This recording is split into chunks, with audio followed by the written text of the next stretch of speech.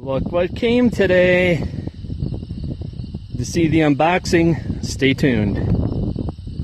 Here's the 6-foot frame extension. Odds and hardware bits. Find out what those are when I get the assembly instructions. The nuts and bolts. Looks like 2 end pieces.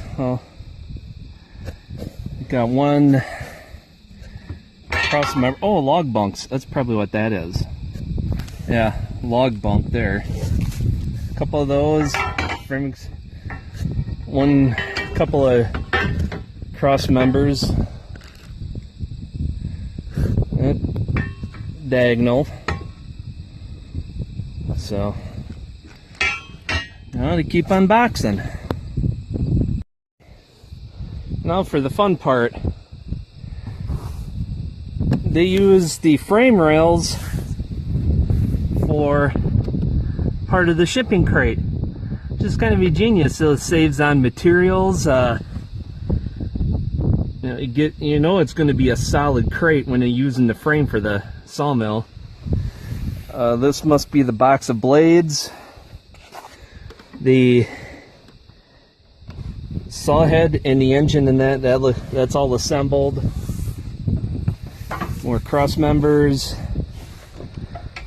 Other frame rail parts and cross members down there. Yeah, it shouldn't take too long to put this together once it's uncrated. Back up here. Oh Christ, that looks nearly like a gallon tank under that thing. I'm sure if I saw with a 9 horsepower engine, note that I'm gonna have a pretty good pile of scrap material. So yeah, those are little leg screws, so I'm gonna need a ratchet to take this apart. But got a few 2x4s. Looks like they've just been nailed together. If I take them apart, I could use those for odds and ends. No blocking of something, you know. Let's see how long it takes to get this unboxed. A pleasant surprise. The blade's already in there. So all I have to do is go over the manual info, see how it's adjusted. It's got the Norwood style ceramic guide blocks. I'm thinking the Norwood engineer had a part in this. And then judging from the videos I've seen of the frame, all the pictures I've seen of that may have been designed by a Woodmiser engineer. So who knows, it could have gotten engineers from both sides. Get a close-up view of the log clamp.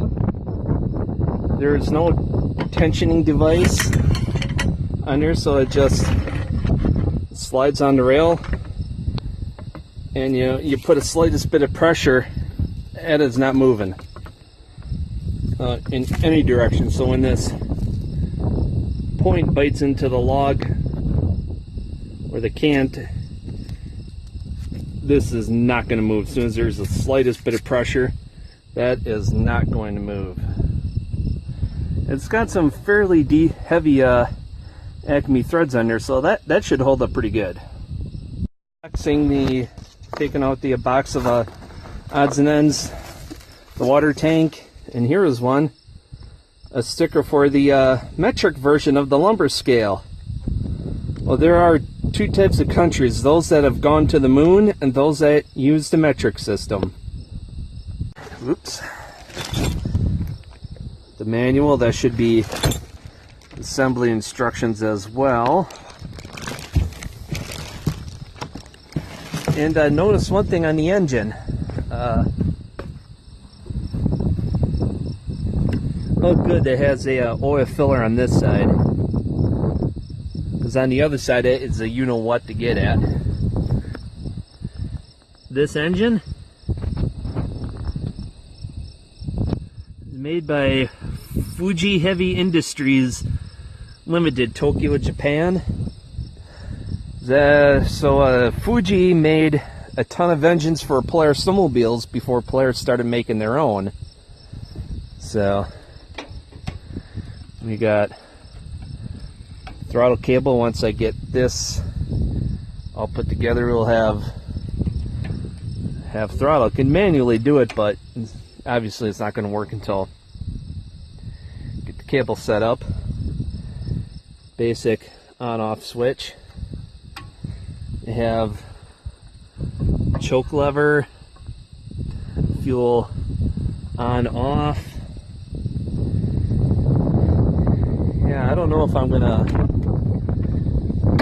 probably gonna leave this on the crate, the saw head part, till help arrives to get that bad boy relocated. It's a bit of a surprise. And then these are cast band wheels.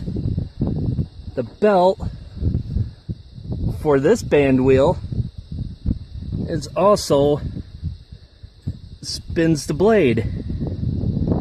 Ow. So when you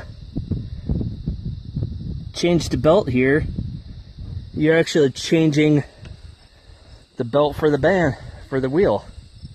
So it saves a little bit on cost in that. So when you throttle it up, it also tightens the belt at the same time.